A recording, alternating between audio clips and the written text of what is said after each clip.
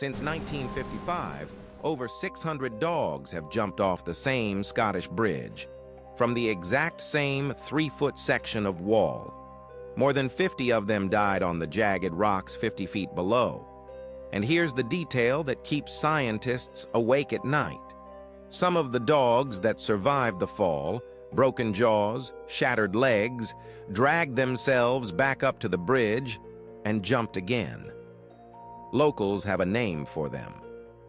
Second-timers. This is Overtoun Bridge, just outside Dumbarton, Scotland. It looks like something from a postcard. Victorian granite arches, a quiet stream, a Gothic manor house in the distance. But dog owners in this town do one of two things when they approach it. They put their dogs on a leash, or they turn around entirely. Because whatever is happening on this bridge, it doesn't happen anywhere else on Earth. And when investigators finally figured out what was drawing the dogs over the edge, they found something they weren't looking for. Something human. Remember the year 1994. It becomes important later. To understand the bridge, you have to understand the estate it guards. Overtoun House was completed in 1863 for James White, a wealthy chemical manufacturer.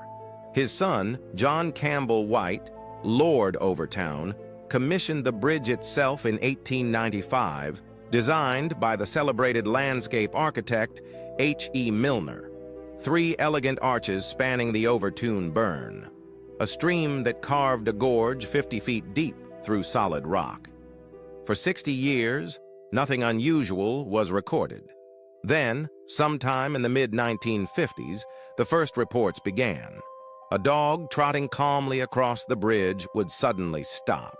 Its head would snap toward the right-hand parapet, always the right side, always between the last 2 pillars. Then, without warning, without hesitation, it would leap onto the wall and vault into the void. Owners described the same thing, over and over. It wasn't panic. It wasn't a slip. The dogs looked compelled. By the 1960s, the deaths were coming at a rate of roughly 1 dog every 2 to 3 months. And then locals noticed a pattern in the victims themselves, a pattern that would become the first real clue. Nearly every dog that jumped shared 3 traits. They were long-nosed breeds, collies, Labradors, retrievers. The jumps happened almost exclusively on clear, dry, sunny days. And every single one leapt from the same right-hand side, between the final 2 parapets. Think about how strange that is. 600 jumps, 1 spot.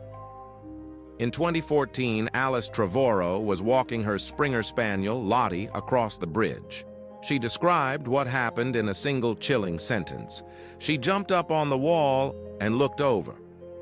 And there was nothing I could do. Lottie survived. Others didn't. A groundskeeper at Overtoun House reported watching dogs die on the rocks below, saying the sound of the impact haunted him for years. The story spread. Newspapers called it the Dog Suicide Bridge, a name scientists hated because dogs, as far as we know, cannot conceive of suicide. They don't understand that jumping means dying, which raises the far more disturbing question.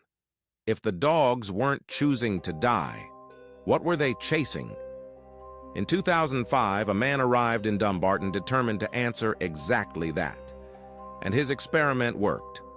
Almost. Dr. David Sains is a canine psychologist from Lancashire, one of the few people in Britain qualified to study animal behavior at a crime scene level.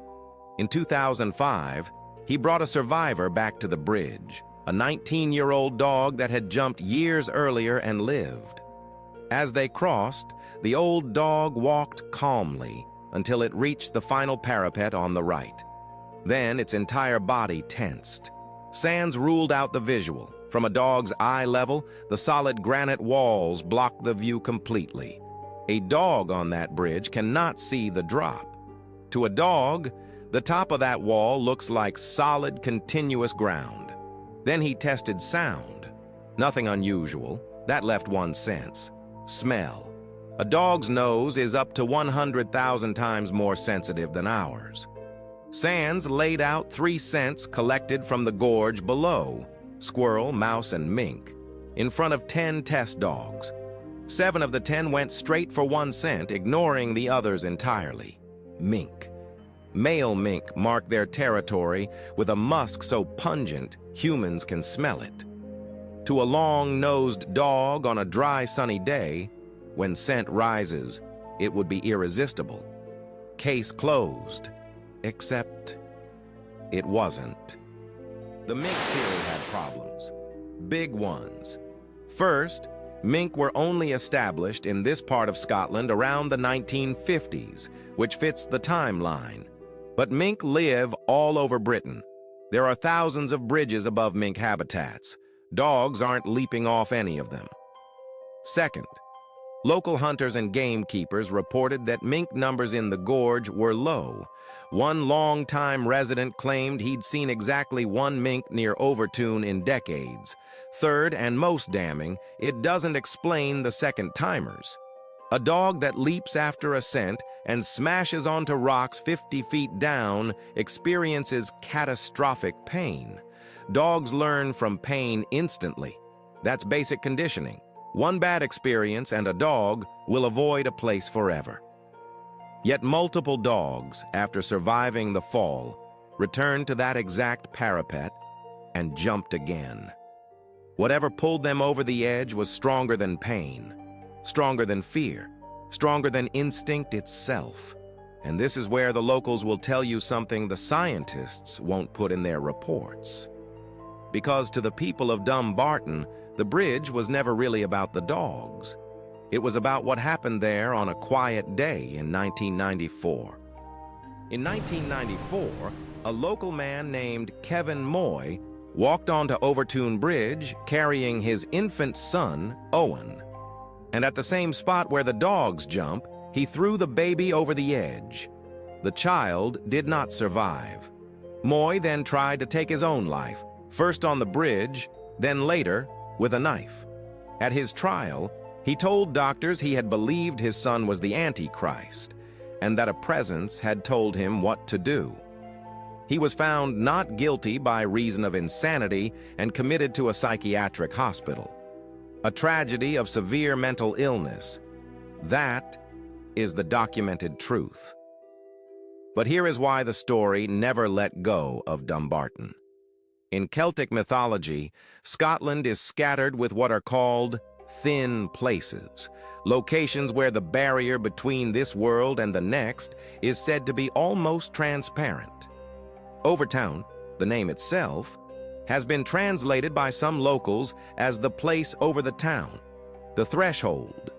For over a century, residents have reported the White Lady of Overtoun, a grieving figure in pale robes seen at the house and near the bridge. Coincidence stacked on coincidence stacked on tragedy, all converging on one 3-foot stretch of granite.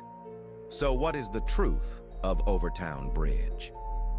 The rational answer says this: mink musk rising on warm, dry air, funneled by the shape of the gorge to one precise point on the right-hand parapet. A scent trap perfectly engineered by accident, invisible to us, overwhelming to a long-nosed dog that cannot see the drop behind the wall. It explains the breeds, the weather, the location, almost everything. But it cannot explain the second-timers, the dogs that survived agony and came back for more. It cannot explain why thousands of identical bridges over identical mink dens claim no victims at all.